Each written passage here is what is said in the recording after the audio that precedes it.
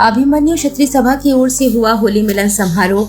करौली शंकर महादेव ने भवन निर्माण के लिए 11 लाख दान देने की घोषणा। अभिमन्यु क्षत्रिय सभा कार्यालय में लगेगी भगवान परशुराम की भव्य प्रतिमा।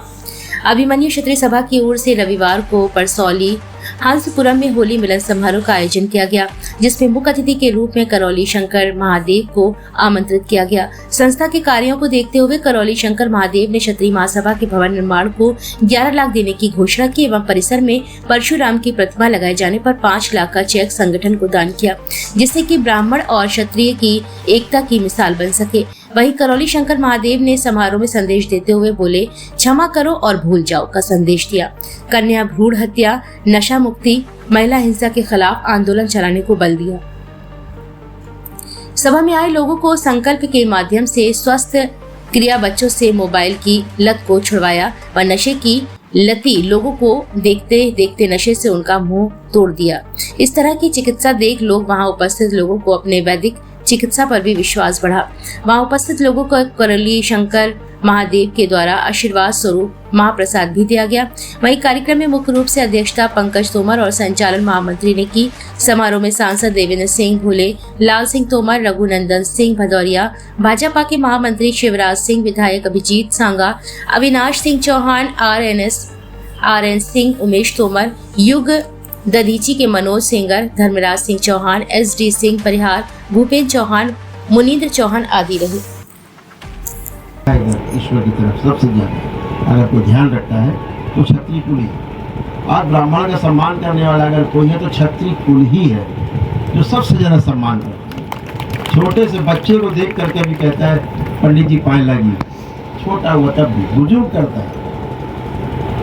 तो मुझे ऐसा लगता है कि ये एक ऐसा वर्ग है जिसको आप जब अपने साथ लेकर के चलते हैं संरक्षण में, तो आप और ज़्यादा गति करते हैं अपने लिए भी और अपने परिवार के लिए भी और समाज के लिए भी। ये बहुत अनुभव की बात हम आपसे बता रहे हैं। हमने जो अर्जित किया,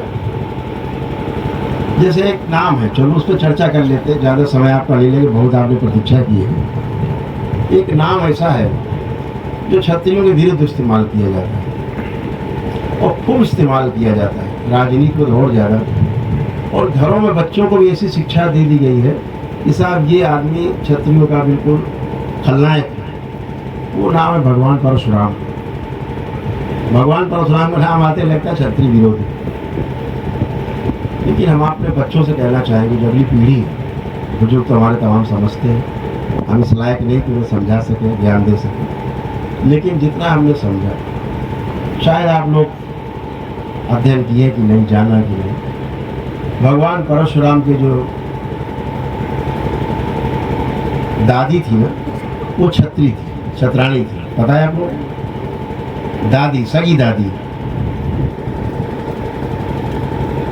और भगवान परशुराम की जो माँ थी ना, वो भी क्षत्राणी थी। शायद आप लोग बात ना पता हो। और जिनको अपना सिरमौर आप मानते हैं, महर्षि विश्वामित्र, वो इनके जो पिताजी थे जमदग्नि ऋषि, परशुराम जी के सगे मामा थे। बताया आपने? विश्वामित्र की सगी बहन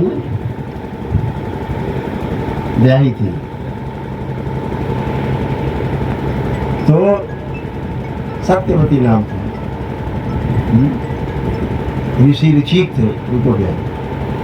ऋचिक के फिर पुत्र हुए जमदग्नि। जमदग्नि के मामा थे, सगे मामा कौन थे? विश्वामित्र, जो हमारे सिरमौर हम लोग जिनको मानते हैं।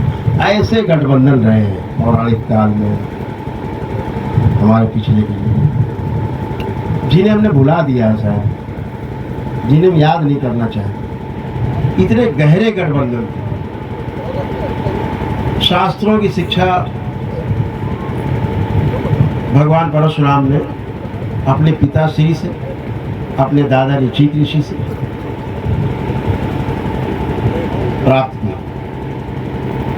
और शस्त्र की जो शिक्षा है वो अपनी माँ से, अपने मामा विश्वामित्र से और भगवान शंकर से प्राप्त की।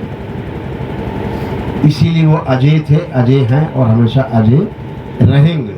ये क्षत्रिय और ब्राह्मण की एकता के प्रतीक थे भगवान परशुराम। विरोधी नहीं थे, एकता के प्रतीक थे। और भगवान परशुराम वन मैन आर्मी थे, कोई साथ में नहीं, दूसरा आदमी। नाम था रामभद्र। भगवान परशुराम का असली नाम रामभद्र था, जो दादा ने उनका नाम रखा था, राम कहे जाते थे। भगवान शंकर ने हर्षा दिया था परशु, तो उनका नाम परशुराम। तो हमारे विरोधी नहीं, हम लोगों ने अज्ञानता में तमाम चीज़ें क्रिएट की हैं।